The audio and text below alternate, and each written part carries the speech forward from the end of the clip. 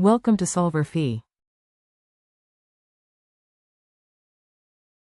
So if the medium is able to compress or expand, or in other words, if the medium has the property called elasticity,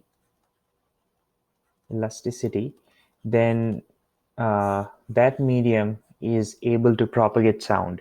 On the other hand, for example, vacuum is not able to propagate sound. So in vacuum, we cannot hear anything because there is nothing to compress or expand. So we cannot compress or expand anything in vacuum.